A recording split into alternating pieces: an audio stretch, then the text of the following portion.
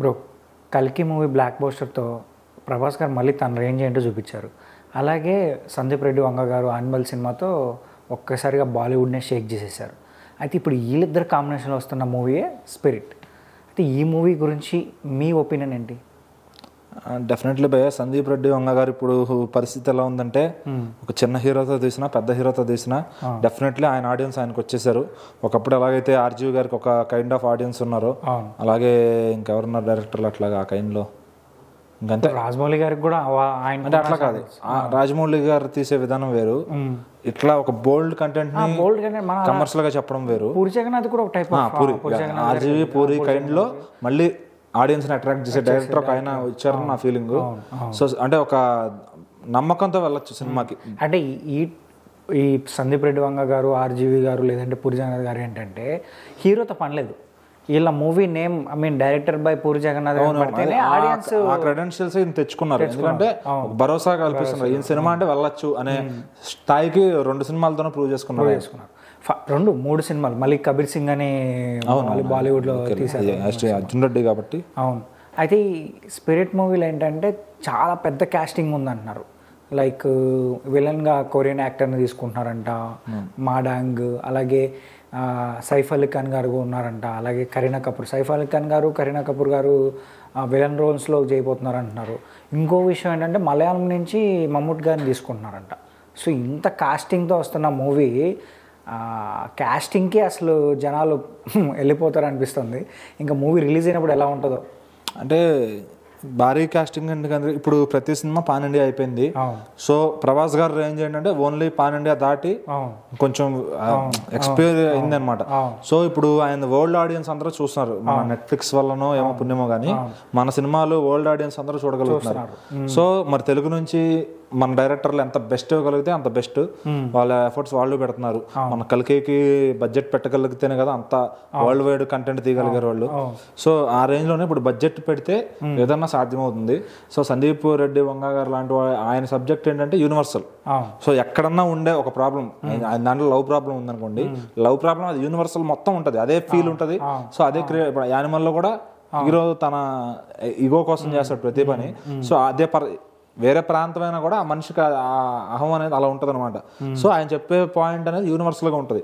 So ఒకే reason కు ఉండిపోవాలని లేదు, ఒకే culture కు ఉండిపోవాలని కాకుండా. ఈ మాట ఒకసారి ఆయన కూడా చెప్పారు ఒక ఇంటర్వ్యూలో చెప్పి, లవ్ అనేది ఇట్స్ నాట్ ఏ ఒక ఏరియాకి లేదంటే ఒక స్టేట్ కి ఇట్లా డిపెండ్ ఉండిపోయేది కాదు. అతని సినిమాలు చూసి ఇలా కూడా లవ్ చేయొచ్చా అని కొత్త యూత్, ఇప్పుడు మనం నాకు తెలిసి చాలా మంది ఒక టర్మ్ యూత్ అంతా పవన్ కళ్యాణ్ గారి, మహేష్ బాబు గారి సినిమాలు చూసారు. అప్పట్లో ఇప్పుడు ఒక్కడో చూస్తే ఓహో లవ్ అంటే ఇట్లాగా ఉంటుందా, అంటే ఒక్కడే నిలబడాలా, ఇంతమంతా ఫైట్ చేయాలా అని భయం. ఖుషి చూస్తే ఓహో లవ్ ఇంత సింపుల్ గా ఉంటుందా, ఇంత క్యూట్ గా ఉంటుందా అని కొన్ని అట్లా అట్లా అట్లా అలవాటు చేసుకుంటూ వచ్చారు. సో ట్రెండ్ మారుతుంది. ఇప్పుడు శివ వచ్చినప్పుడు గ్యాంగ్స్టర్లు అంటే ఇలాగే ఉంటారా, తెలుగు వాళ్ళు రౌడీలు అంటే ఇలాగే ఉండాలా, ఆ బాడీ లాంగ్వేజ్. సినిమా ఏంటంటే ఒక బాడీ లాంగ్వేజ్ పరిచయం చేస్తుంది. బి గోపాల్ గారు తీసినప్పుడు ఫ్యాక్షన్ సినిమా రెడ్డి ఇలాంటి అయితే అది ఫ్యాక్షన్ జోన్ ఎట్లా ఉంటుందా అని ఒక టైప్ ఆఫ్ అలా ఫ్లేవర్ ని పరిచయం చేస్తూ వచ్చారు. సో ఇప్పుడు అర్జున్ రెడ్డి లాంటి సినిమాలతో సందీప్ రెడ్డి వంగ గారు ఏంటంటే ఇప్పుడు ట్రెండ్ కు తగ్గట్టుగా వాళ్ళు ఎలాంటివి ఇష్టపడుతున్నారు అనేవి కొంచెం సబ్జెక్ట్ ఉంది కాబట్టి ఆయన తీయగలుగుతున్నారు. ది బెస్ట్ ఆయన ఇవ్వగలుగుతున్నారు ప్రతి సీన్ లో. అంటే ఇక్కడ పాయింట్ నాకేమనిపిస్తుంది అంటే కల్కి సినిమాలో కూడా ఒక అన్ని ఇండస్ట్రీ నుంచి ఒక కాస్టింగ్ తీసుకోవచ్చారు. లైక్ ఏంటంటే బాలీవుడ్ నుంచి అమితాబ్ బచ్చన్ గారిని కానీ, మాలీవుడ్ నుంచి మన దుల్కర్ గారిని ఇలా తీసుకొచ్చారు. మళ్ళీ స్పిరిట్ మూవీలో కూడా డిఫరెంట్ ఇండస్ట్రీస్ నుంచి, అంటే ఏంటి ఇది మార్కెట్ ని స్ప్రెడ్ చేద్దాం అనుకుంటున్నారా లేకపోతే? యాక్చువల్ గా అంత అవసరం లేదండి, ఎందుకంటే బట్ ఏంటంటే డైరెక్టర్ కి ఒక నాస్టాలజీ ఉంటది. ఓకే, అంటే ఈయనతో చెయ్యాలి, ఇతనితో ఇతను కలపాలి, అవకాశం దొరికినప్పుడు వాడేసుకుంటారు అనమాట. సో ఇప్పుడు అమితాబ్ బచ్చన్ గారితో చేయాలని ప్రతి డైరెక్టర్ గా ఉంటది. అందుకని ఆయన అవసరం ఉన్నా లేకపోయినా చాలా సినిమాలు అమితాబ్ బచ్చన్ గారు కనబడుతున్నారు. సో ఆయన ఇన్ని సినిమాలు చేసినా కల్కిలో ఆయనకు వచ్చిన ఇంపార్టెన్స్ అన్ని చోట్ల రాలేదు. బికాస్ ఆఫ్ కల్కి ఇస్ రూటెడ్, సైరా మూవీలో చేశారు ఆయన. అసలు ఆయన ఉన్నాడని కూడా చాలా మందికి ఐడియా కూడా ఉండదు. ఎక్కడ చిన్న ఇప్పుడు మనం సినిమాలో గెస్ట్ రోల్ వస్తారు. అంటే అమితాబ్ గారితో టచ్ చేయాలి, తెలుగు ఇండస్ట్రీలో మెగాస్టార్ గారితో ఎట్లా చేయాలో, అంతకుముందు రామారావు గారితో నాగేశ్వరరావు గారిని పెట్టుకోవాలని అనుకునేవాడు, శోభన్ బాబు గారిని పెట్టుకోవాలి ఖచ్చితంగా ఒక సినిమాలో. ఆ డైరెక్టర్ నాస్టాలజీ అది. ఇప్పుడు ఏంటంటే అమితాబ్ బచ్చన్ గారు ఇంకా సినిమాలు చేయగలుగుతున్నారు, ఆయన చేయడం నిజంగా లక్కీ అనుకోవచ్చు డైరెక్టర్లకి. ఇప్పుడున్న డైరెక్టర్లు అందరూ ఆయన ఒక చోటన పెట్టేసుకోవాలని ఖచ్చితంగా అనుకుంటున్నారు. కానీ ఇది కూడా ఏంటంటే ఇప్పుడు డిఫరెంట్ ఇండస్ట్రీ నుంచి డిఫరెంట్ యాక్టర్స్ రావడం వల్ల ఏంటంటే ఒక హెల్తీ ఎన్విరాన్మెంటల్ క్రియేట్ అవుతుంది. అందరూ కలిసిపోయి ఒక మూవీ చేస్తున్నారని ఒక అంటే నేనేమంటానంటే అది కరెక్ట్ కాదంటాను. ఓకే, ఇప్పుడు దమ్ము ఉంది నీ దగ్గర, దమ్ము ఉన్నప్పుడు అంతమంది హీరోలు అవసరం లేదు. సో ఇక నీ నాస్టాలజీ అదే చెప్తుంది. నీకు మమ్ముట్టి గారితో చేయాలనుకున్నారు అనుకోండి, ఇప్పుడు సందీప్ రెడ్డి వంగ గారు, ఆయన తెచ్చి ఆయన ఇప్పుడు దాకా చూడండి క్రియేటర్, ఆయన ఎలా మమ్ముట్టి గారిని ఎలా ఇమాజిన్ చేస్తారంటే 90s లో ఆయన సినిమాలు చూస్తుంటారు, ఈయన ఇమాజినేషన్ అలా ఉంటది. ఒక స్టైల్ గా సిగరెట్ తాగుతా ఆయన ఒక ఇంటర్వ్యూలో చిరంజీవి గారి గురించి ఎక్స్ప్లెయిన్ చేస్తారు. మాస్టర్ లో గ్రీన్ షర్ట్ వేసుకొని చిరంజీవి గారు సిగరెట్ తాగే విధానం నాకు నచ్చింది అని. అంత సెటిల్డ్ గా ఈయన అంత అబ్జర్వ్ చేశారు. ఇప్పుడు మమ్ముట్టి గారు కూడా ఏదో అబ్జర్వ్ చేస్తుంటారు, ఆయన పెట్టుకోవాలనుకుంటున్నారంటే ఆ క్యారెక్టర్ కి ఈయనైతే బాగుంటది, ఆయన అలా ప్రజెంట్ చేయాలి అని ఇతని మనసులో ఉంది. ఆ నాస్టాలజీ ఉండబట్టి ఆయన పెట్టుకున్నారు. యాక్చువల్ గా ఇప్పుడు కాంతారా ఉందండి, దాంట్లో ఎవరున్నారు పాపులర్ యాక్టర్స్? లేరు కదా. అది కూడా వరల్డ్ వైడ్ మంచిగా వెళ్ళింది కదా, ఇండియా వైజ్ కర్ణాటక వాళ్ళ పరిశ్రమ వాళ్ళే చేశారు. దాంట్లో నాకు తెలిసి అవుట్ సైడ్ యాక్టర్స్ ఎవరు లేరు. ఇప్పుడు కాంతారా వచ్చింది కాబట్టి మనం ఇంకో టాపిక్ మాట్లాడుకోవాలి. కాంతారాలో ఒక మెయిన్ లీడ్ కోసం మన మోహన్ లాల్ గారిని అప్రోచ్ అవుతున్నారు. అదే అండి, ఇప్పుడు రిషబ్ శెట్టి గారికి పాన్ వరల్డ్ ఎక్స్పోర్ట్ చేయడం, ఇప్పుడు ఇండియా మొత్తం ఎక్కింది అది. ఇప్పుడు దాన్ని పాన్ వరల్డ్ కి తీసుకెళ్లే రేంజ్ కంటెంట్ ఉందనుకోండి నెక్స్ట్ దాంట్లో.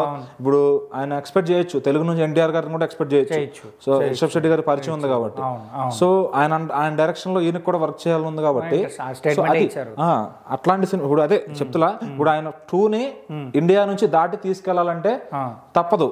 అవుట్ ఆఫ్ కంట్రీలో పాపులర్ గా ఉన్న ఫేసెస్ ఐఎండిబి రేషియో తీసుకోండి ఫస్ట్, అక్కడ తెలుస్తుంది మీకు ఎవరు టాప్ లో ఉన్నారు ఏంటి అనేది.